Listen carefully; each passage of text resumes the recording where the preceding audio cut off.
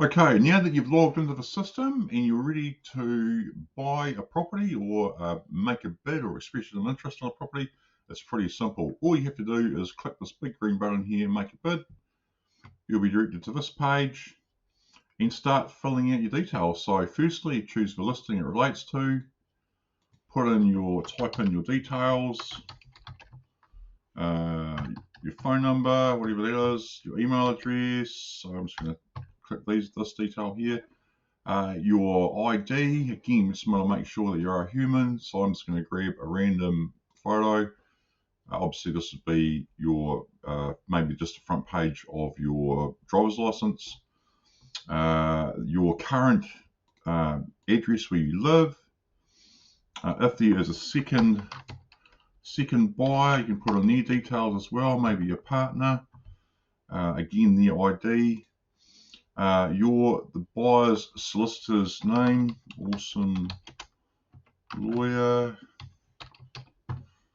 awesome solicitor's company name, awesome law,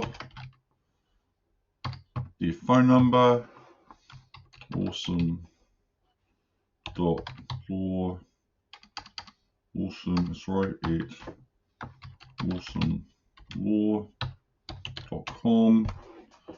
Obviously, this has to be an address that is legit, because the vendor's solicitor will verify, and this detail is passed to both solicitors if you are the successful bidder. The date of the bid. Now the conditions. So this is a multi-select form.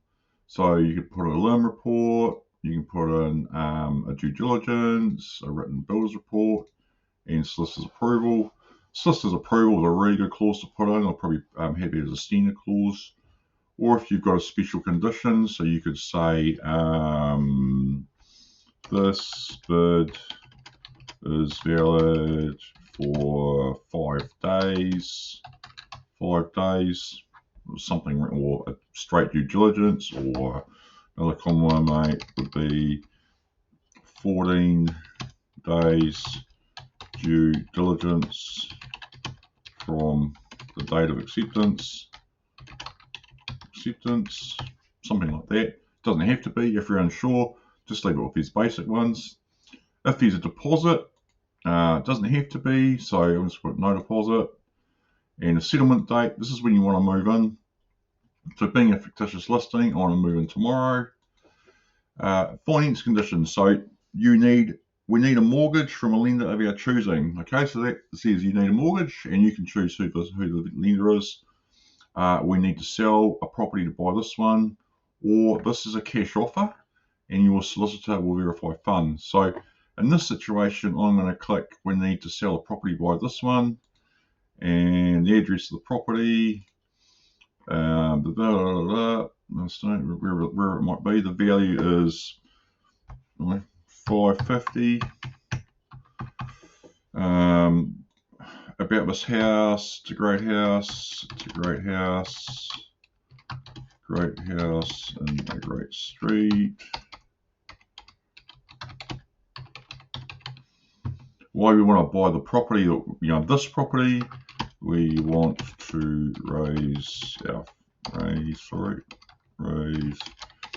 family here, and the value. So in this case, your bid's going to be in this fictitious one. Oh, now this has to be a straight digit, right? Because it's formatted as a dollar, as a currency. And hit submit. Now, if I've got everything right, it'll submit that to the vendor.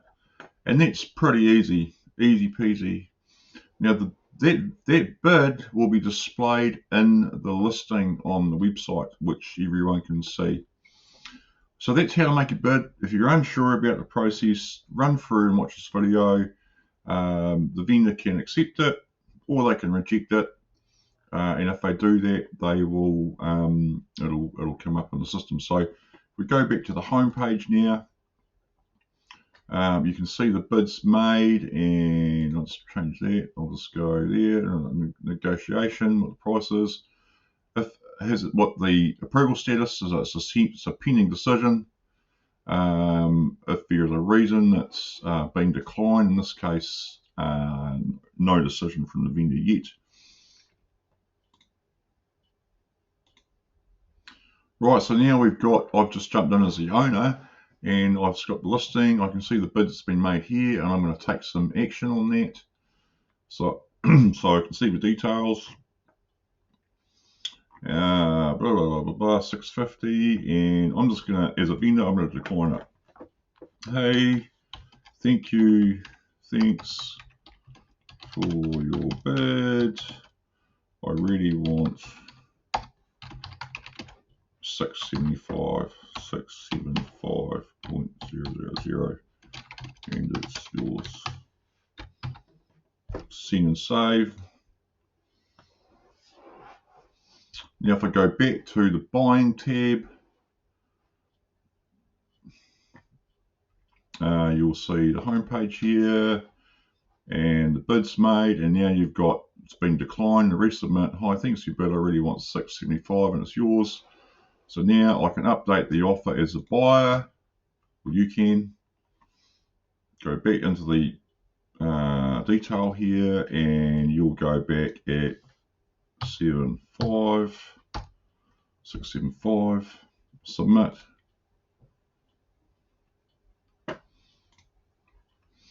And we'll just jump back to the owners tab. This is the owner. I can go my bids made. And there's the updated there, and I'm going to take action. So great. Now the owners, you've increased your bid to 675, and I'm going to, as the vendor, I'm going to pre-approve it, and I am going to double check that this final approval is yes, and I'm going to send and save. Now that means that the vendors accepted your bid, and they have pre-approved the detail and sent it to the solicitors. And if we jump into our inbox, so once that's been approved, we can then, the system will send all that detail to the solicitors. So here's the email that will be sent to you, to the buyer solicitor, the vendor solicitor, or actually all parties, or four of them. So as Ben Kean have been marketing a property for sale in FiSBO, we would like to advise that we have pre-approved the bid to buy a property from Ben Kean, obviously from me to me.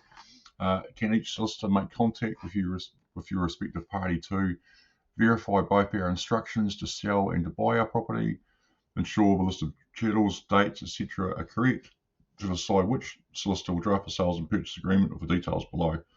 And then it passes all details on. Obviously that photo would be the ID of the buyer, the second purchaser's name, the solicitor's details there, the conditions, the due diligence clause, the finance approval, the property to sell, if any, the bid price, and obviously if there were any chattels.